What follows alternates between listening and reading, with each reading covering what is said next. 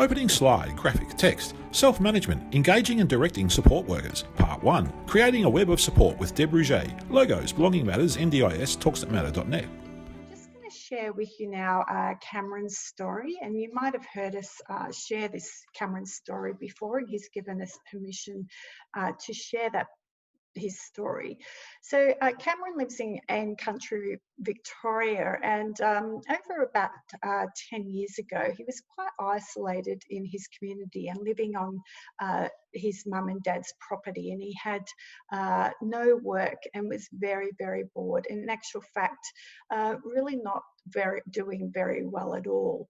And so we worked with Cameron and his family really to create a vision for him that included work. He really wanted to work and have a paid job, and he wanted to move into Warragul and live in his own home so he could be closer to any work work options that might have been appropriate for him.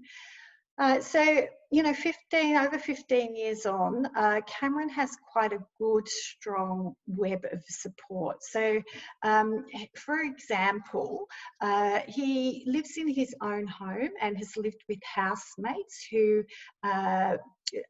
receive an allowance in regard to providing him support, and the housemates generally provided him with about 11 hours of support, but it was almost a natural type of relationship, and the housemates got an allowance for sharing his home with him and teaching him skills around the home, providing company and mentoring. He's also had a neighbour, Sally, who provided Cameron with just a natural support of being a neighbour. So if anything was going wrong, Cameron could walk over the road and touch base with Sally, and she might provide him some, advice, or she might just check in and see how he was going. They quite often every week share a cup of tea or coffee. Now, Sally also ran the local market, the Warragul's Farmers Market, and she asked Cameron if he'd like to come and volunteer. And so in this case, Sally and this lady here provided Cameron some natural support in that role.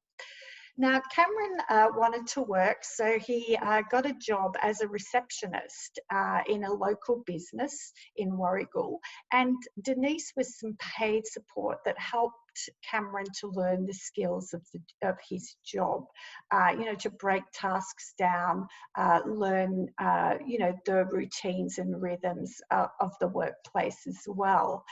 Now, Denise supported Cameron for quite some time, but then the workplace took over and provided Cameron with some natural support. And here's Cameron with his boss, Jared, who provided natural support. And also Cameron's family, who live a little distance away, but also provide him some natural supports. So you can see the importance of this is that if one support falls away, there's lots of backup support, and so it's really important that people have a range of supports, including paid support. So we just really wanted to touch base on that there can be, although people may need paid support, that there can be a bit of a danger of over-relying on paid support. Paid support, comes with some disadvantages. For example, often people are there for pay, they may leave and to get another job, and these sorts of things. That's not to say that some support workers haven't been with people and very committed to them for a long time, but over the years we've seen paid supports as probably being not as reliable as some of the more natural supports occurring in people's lives. The other thing about creating a web of support is a little story that Janet Cleese told us many years ago.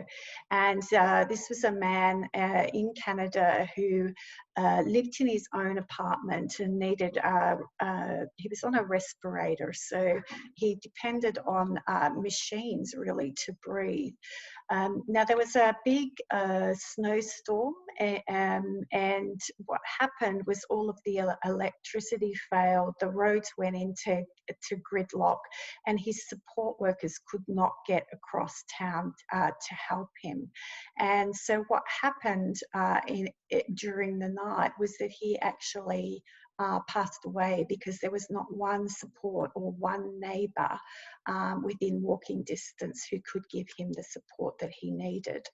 So part of our work when we work with people, particularly when they live in their own home, is to really focus on who are people's neighbours. So like with Cameron, Sally was across the road. If something happened, he could call on her quite quickly. So this is really an important feature around building in a network of support. Last year we had Lisa Bridle from Community Resource Unit who came to speak to us about her son Sean, and she also, Lisa talked about developing friendships in Sean's lives, and she said it was worth taking risks, and this means actually leaving space for others and not to fill every moment with paid support, and make sure that paid supporters know to leave space so others can get to know the person. So what I've seen happen before when I've supported people in community places, like to join a club or a workplace, is that often the other people in that club or workplace will think that everything's taken care of because the person has a support worker, and it leaves no space for others to step up or come forward. So part of my role as a support worker was actually to create that space and encourage other people. What that meant was that other people took on more of a support role of the person, and in some instances I could actually withdraw my support and start working on something else for the person. So it's really important, particularly if we would want people to have a range of friendships. Closing slide, graphic, text. This video is made possible with the support of a National Disability Agency grant. Produced by Belonging Matters. Belonging Matters makes every effort to provide accurate and up-to-date material. However, information is subject to change and our material is for reference only. We recommend speaking to the NDIS, ATO, Fair Work or a human resource expert for up-to-date or additional information. Logos, NDIS, Belonging Matters, talksatmatter.net.